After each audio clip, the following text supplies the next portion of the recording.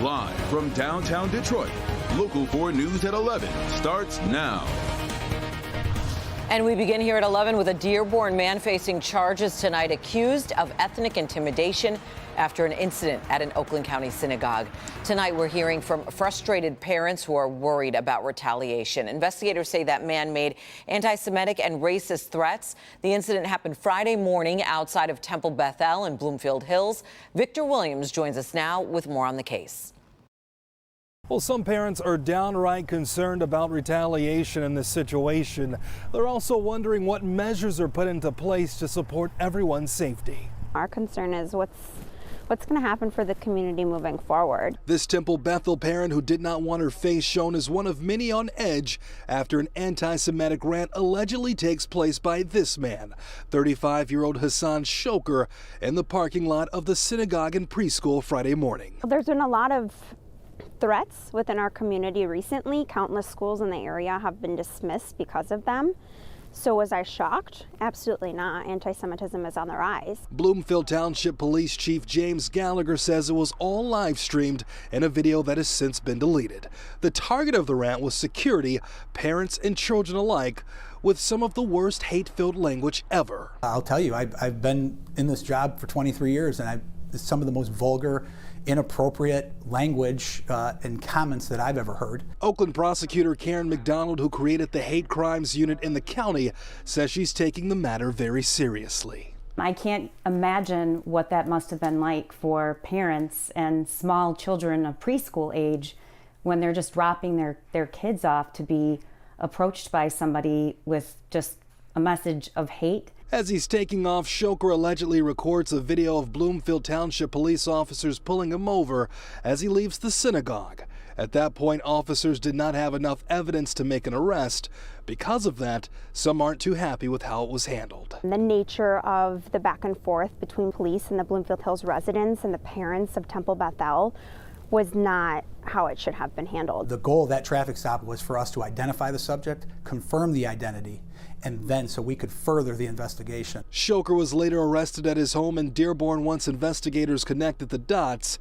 As the investigation continues, parents just want to feel safe.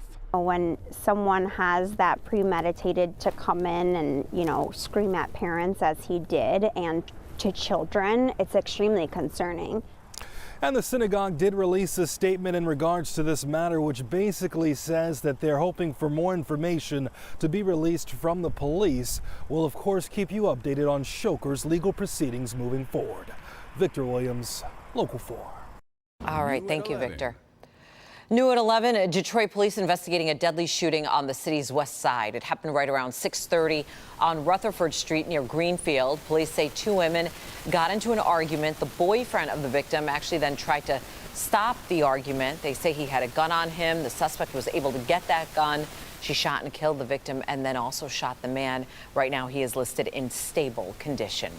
Detroit police asking for your help tonight, finding an armed robbery suspect. This happened back on November 28th. It happened at the cash machine in the area of 7 Mile and Wyoming. The suspect in this case described being between 18 and 20 years old, driving a blue Kia Optima with a missing headlight. If you have any information, Detroit police want to hear from you. Police are investigating the death of a 22-year-old woman in Pontiac today. This happened right around 4:30 this morning on Columbia Avenue. Police say the woman's body was found on the sidewalk in front of a home in a residential neighborhood. Investigators say tonight they are working on figuring out a possible motive. A Metro Detroit church taking strides to try to prevent violence. Strictly God's Business hosted an anti-violence seminar today. This is all with the hope of inspiring young people to avoid crime and try to avoid dangerous situations. The pastor of the church, Gregory Kirby, says the church members are tired of violence. He wants to let the youth of Detroit know there's another way to live. The church goes all over Metro Detroit.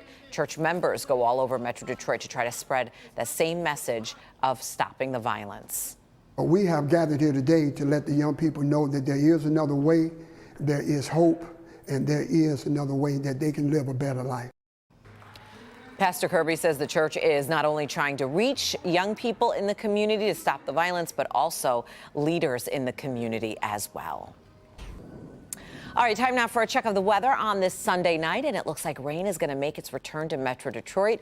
Forewarned meteorologist Brian Sherman joins us now with a look at the timetable. Brian? Sandra, that timetable comes as we go from Monday evening overnight into early on Tuesday morning. So I hope you enjoyed the sunshine today, because those changes move in as we head towards sunrise early tomorrow morning. Tower cam from Windsor looking across the river into downtown Detroit. Mainly clear skies and a cold evening. Most everyone hovering right around that 30-degree mark. We're sitting at 30 right now here in Detroit. Same over in Howell, 30 right now working into Pontiac, upper 20s, 28 right now working over into Adrian. That's the story for all of southeastern Michigan as we head toward midnight tonight. 30 right now working into Pontiac, 29 over in Ann Arbor, 30 in Monroe, 30 in Howell, and 30 this evening checking in with us over in Flint. Sunshine giving way to mainly clear skies as we work throughout the evening, although a little high cloud cover showing up in the northern portions of the state. I am expecting that cloud cover to increase overnight tonight into early tomorrow morning. While we start off into the 20s, we head for the 40s by the time we get to tomorrow afternoon, with showers moving in by late tomorrow night. We'll talk more about the timing of that showers and multiple systems on the way next week. Your complete forewarned forecast coming up in just a few minutes. Sandra? All right, thank you, Brian. For the second year in a row, the Michigan Wolverines are Big Ten champions and moving now on to the college football playoff. They will be the 2 seed and will face a number 3 seed TCU in the Fiesta Bowl semifinal coming up on New Year's Eve. The Maize and Blue undefeated with their first 13-win season in program history, and they're coming off that big 43-22 win over Purdue in the Big Ten championship game last night. A complete recap of a big weekend coming up a bit later on in Sports Final Edition. Still much more to come right here on Local 4 News at 11. Here's Karen. College kids turning into detectives? I think they can bring a really fresh perspective to things. I'm sitting down with these student sleuths. What's the most challenging? Cracking cold cases coming up.